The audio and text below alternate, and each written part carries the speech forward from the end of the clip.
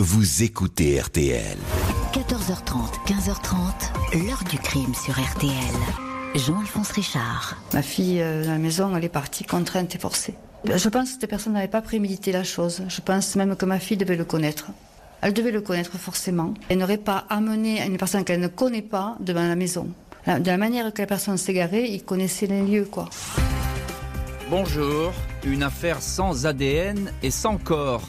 Pas de traces de lutte, pas la moindre gouttelette de sang, aucune empreinte, pas la plus infime des poussières qui peut conduire au meurtrier. La disparition et la mort d'Amandine Estrabo dans un village du Tarn demeure à ce jour un crime invisible, un insondable mystère, même si celui-ci a été officiellement résolu.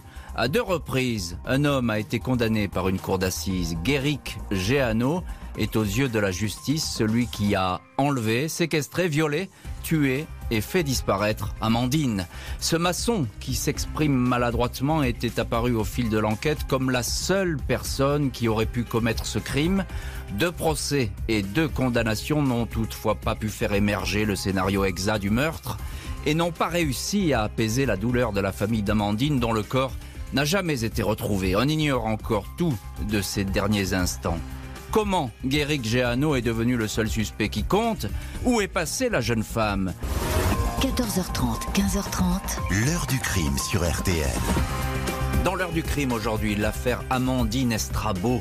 À la fin du printemps 2013, cette célibataire de 30 ans disparaît brutalement de chez elle en plein jour dans un petit village du Tarn. Ce mercredi 19 juin 2013, Monique Cyr se rend chez sa fille Amandine, 30 ans. Elle n'a pas de nouvelles d'elle depuis la veille. Amandine a emménagé depuis quelques jours dans un pavillon neuf, en pleine campagne, au lieu-dit Cantegaline, à la sortie du village de Roquecourbe, à une dizaine de kilomètres de Castres. La maman a la surprise de trouver la maison vide. La porte a été laissée ouverte, tout comme la baie vitrée à l'arrière qui donne sur un champ. Amandine a laissé sur place toutes ses affaires. Ses vêtements sont là, ainsi que ses papiers, son chéquier, sa carte bancaire et un peu d'argent liquide. Il y a même dans le salon son téléphone portable. Aucun placard n'est ouvert, rien n'a été renversé ou cassé. Monique Cyr est subitement inquiète. Les gendarmes sont prévenus. Ils visitent les lieux, intrigués par les herbes à l'arrière de l'habitation. Elles sont couchées, comme foulées aux pieds. Il est retrouvé ici une paire de ballerines qu'Amandine portait la veille. Un peu plus loin, il y a une paire de boucles d'oreilles. Les attaches sont déformées. Elles ont pu être arrachées. Les relevés d'empreintes ne donnent strictement rien.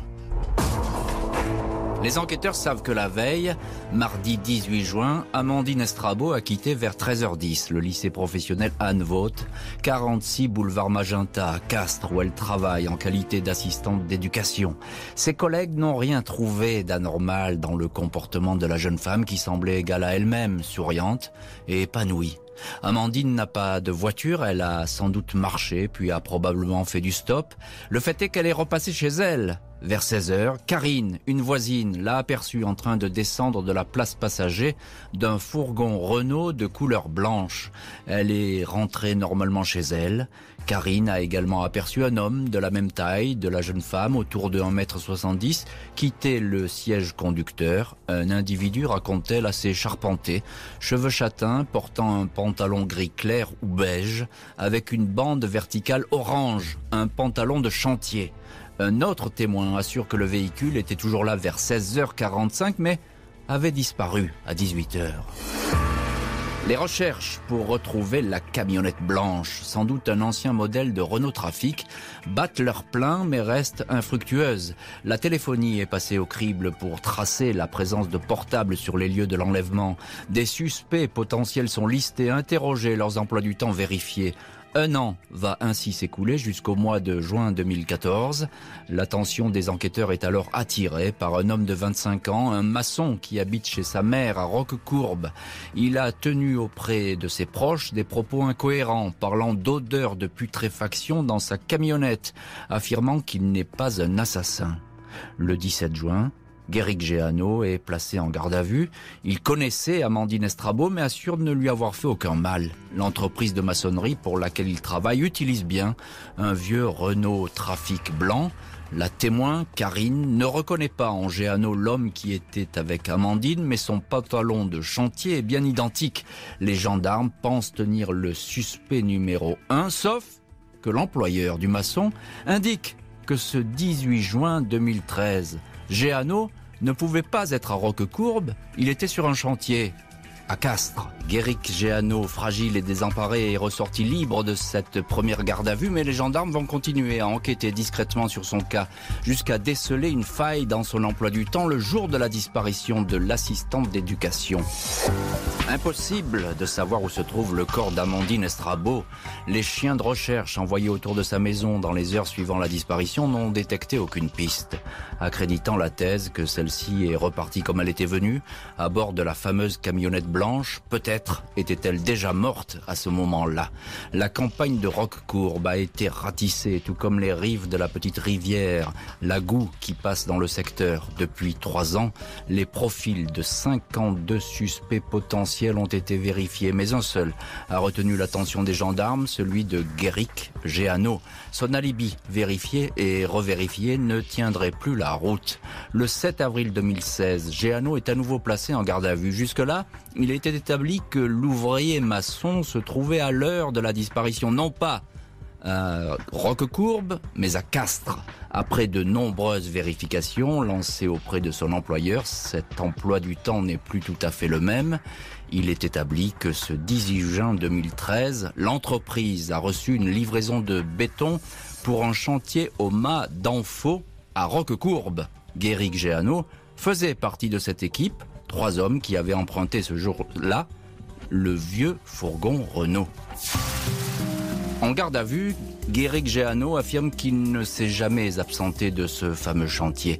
Les enquêteurs établissent que la dalle de béton destinée à une terrasse a fini d'être coulée vers 15h50. Il fallait attendre une bonne heure avant qu'elle ne sèche, le temps pour le maçon peut-être de quitter le chantier et de croiser la route d'Amandine. Ses collègues sont dans l'incapacité de dire si Géano s'est absenté ce jour-là. Ils ne s'en souviennent pas. Impossible de savoir avec certitude s'il a emprunté alors le Renault pour se rendre quelque part et combien de temps il aurait pu s'absenter. Selon son chef d'équipe, Guéric Géano serait revenu sur le chantier aux alentours de 17h pour le talochage de la dalle, mais il ne peut pas l'affirmer. Le maçon dément vigoureusement avoir quitté son lieu de travail et s'en être pris ensuite à Amandine. Il dit être rentré chez lui. Sa mère indique qu'il a joué ce soir-là comme chaque soir sur sa console PS3, mais aucune connexion n'est détectée. Les témoignages de personnalités recueillis par les gendarmes dressent un portrait peu rassurant de Guéric Géano. Il est décrit comme quelqu'un d'impulsif et de déchiré, un garçon qui a beaucoup souffert de certains drames familiaux, notamment les décès de son père et de son frère. Des femmes qui l'ont côtoyé indiquent qu'il pouvait être violent et agressif envers elles et avait l'habitude de s'alcooliser. Un fourgon blanc, une tenue de chantier, un emploi du temps flou, une personnalité fragile et un intérêt poussé pour Amandine Estrabot, pas de doute pour les enquêteurs, qui écrivent alors que le suspect apparaît comme le seul homme qui aurait pu croiser la route de la victime. Un homme avec qui Amandine pouvait monter sans crainte dans son fourgon, puis le laisser rentrer chez elle pour prendre un verre. Guéric Géano est mis en examen pour enlèvement et séquestration. Il est placé en détention provisoire. Guéric Géano ne va pas quitter sa prison de sitôt. Des témoignages de co-détenus vont l'accabler. Il faudra qu'il attende 4 ans pour que son procès s'ouvre. L'heure du crime. Jean-Alphonse Richard jusqu'à 15h30 sur RTL. On veut savoir, évidemment, mais ça fait peur en même temps de la vérité. Ça fait peur. Si ça amène à quelque chose, ça va amener quoi? Alors là, évidemment, j'étais prise de panique, quoi. Me dire, qu'elle soit en vie, pour que ça fait peur, évidemment. Si on doit rester aussi jamais sans rien savoir, c'est le pire de tout. Le jeudi 8 octobre 2020, le procès de Guéric Géano, 32 ans, s'ouvre devant la cour d'assises du Tarn, à Albi. Il est accusé de meurtre et de viol, il risque la prison à perpétuité. Je choisis de parler, je répondrai aux questions, indique d'emblée l'accusé.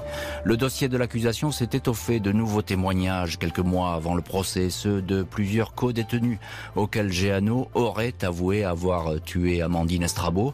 Il leur a donné beaucoup de détails et même fourni un plan désignant l'endroit l'endroit où il aurait enterré la jeune femme. Les recherches n'ont rien donné.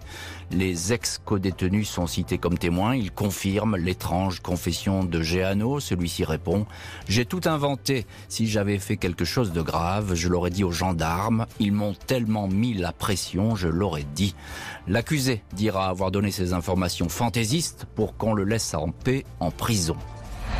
Une enquêtrice de personnalité décrit Guéric Géano comme un garçon taciturne et renfermé. Pour le reste, l'accusation se focalise sur l'absence d'alibi du maçon, un emploi du temps difficile à cerner dans l'après-midi de la disparition.